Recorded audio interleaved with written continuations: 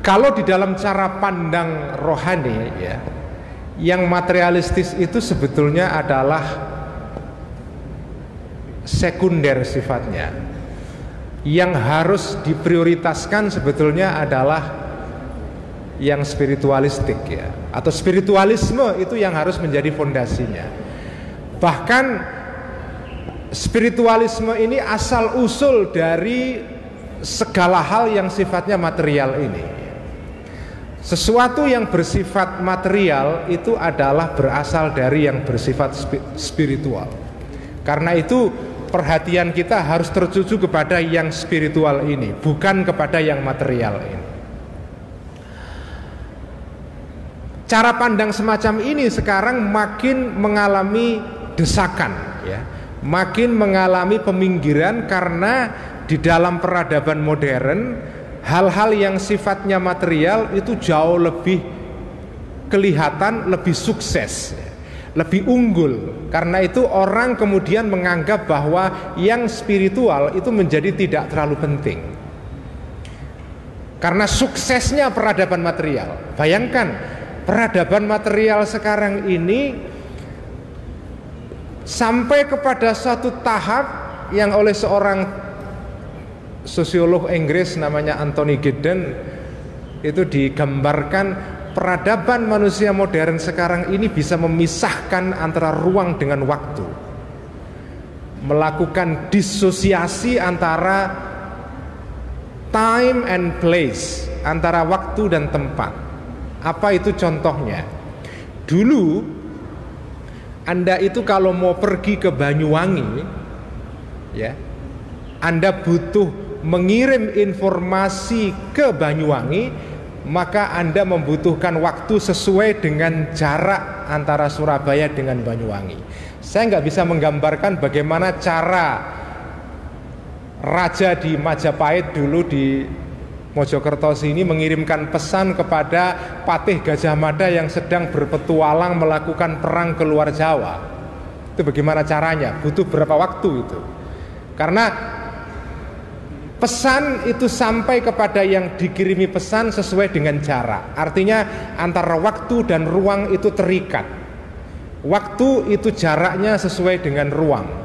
Tetapi teknologi modern bisa memisahkan antara waktu dan ruang ya.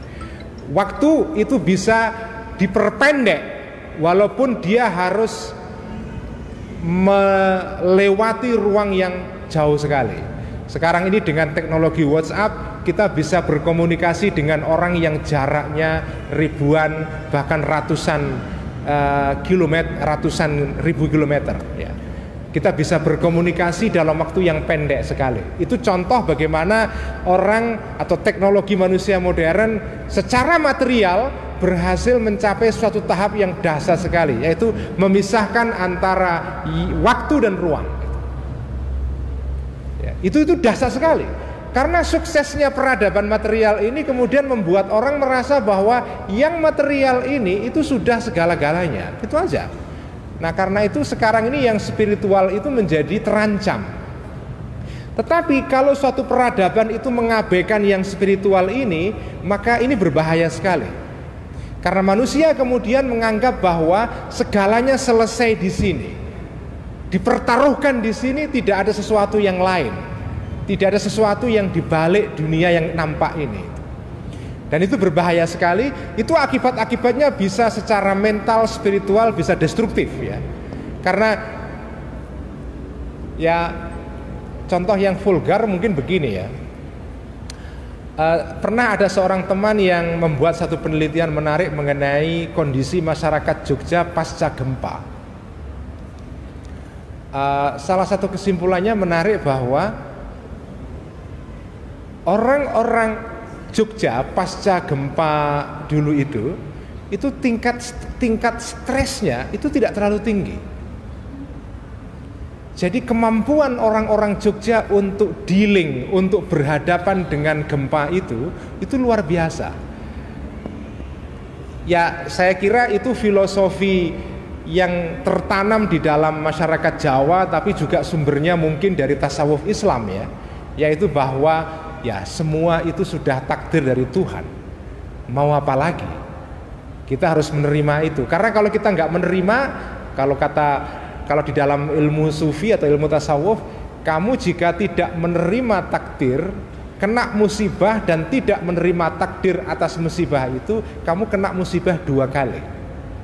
Kamu sengsara karena musibah, pertama, kedua kamu sengsara karena kamu tidak menerima musibah itu. Itu kesengsaraan 2 lapis.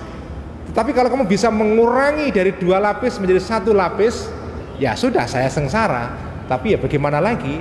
Saya tidak bisa apa-apa karena kata kitab hikam, ya, dalam kitab hikam dikatakan sawabikul aqdari sawabikul himami la tahriku aswarul aqdar. Itu kata kitab hikam, ya.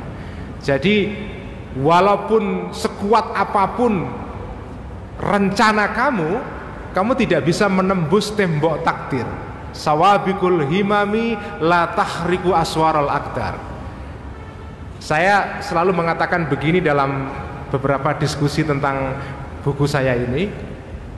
Orang itu di dalam bekerja itu sebetulnya harus menerapkan 2 akidah sekaligus menurut saya.